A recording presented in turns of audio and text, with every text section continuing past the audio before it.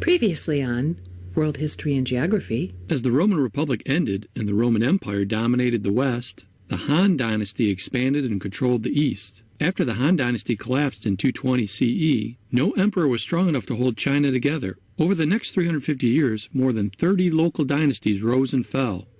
And now, our feature presentation.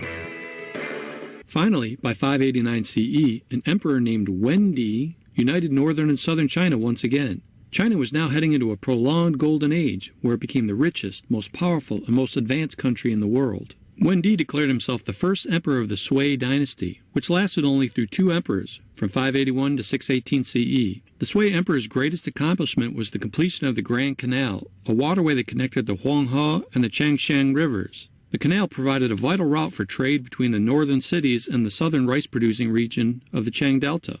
About 1 million peasants dug for 5 years to complete the more than 1,000-mile-long waterway. Perhaps as many as half of the workers died on this project, while thousands died rebuilding the Great Wall. The endless labor for state projects turned the people against the Sui dynasty. Overworked and overtaxed, they finally revolted. In 618, a member of the imperial court assassinated the second Sui emperor. While short-lived, the Sui built a strong foundation for the great achievements of the next dynasty.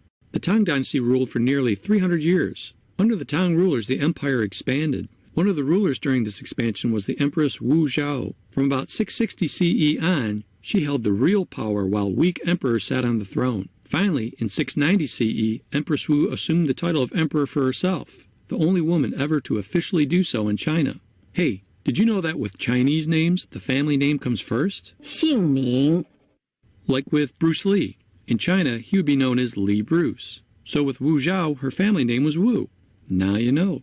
To manage their large empire, the Tang rulers needed to restore China's vast bureaucracy. They did this by reviving and expanding the civil service examination system begun by the Han Dynasty. A new, much larger upper class emerged, made up of scholar officials and their families. Such a class of powerful, well-to-do people is called the gentry. The gentry attained their status through education and civil service positions rather than through land ownership. To meet the rising costs of government and the armies protecting the vast empire, Tang rulers imposed crushing taxes. Finally, in 907 CE, Chinese rebels sacked and burned the Tang capital and murdered the last Tang emperor, a child. After the fall of the Tang dynasty, rival warlords divided China into separate kingdoms. Then in 960 CE, an able general named Taizu reunited most of China and proclaimed himself the first Song, or Song, emperor.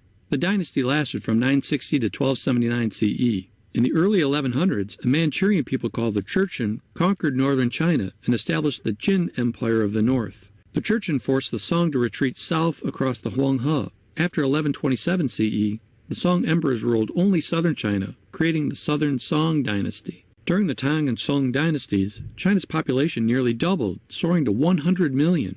The rapid growth of China resulted in part from the introduction of a new variety of fast-ripening rice from Vietnam around 1000 CE. This allowed the farmers to harvest 2 rice crops each year rather than 1. China had become the most populous country in the world and the most technologically advanced. That reminds me, did you know chopsticks have been around for over 3,000 years? 筷子 The pair of sticks is usually made of bamboo or wood and held in one hand using leverage to hold the food. I'm starting to get hungry. I don't know about these noodles. Back to the technological advances of the Tang and Song.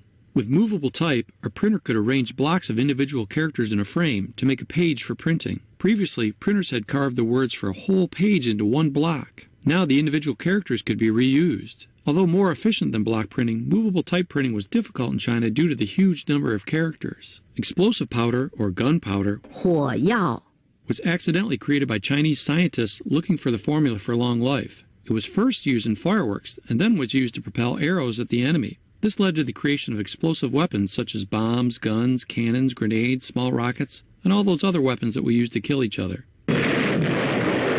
Other important inventions of this period include porcelain.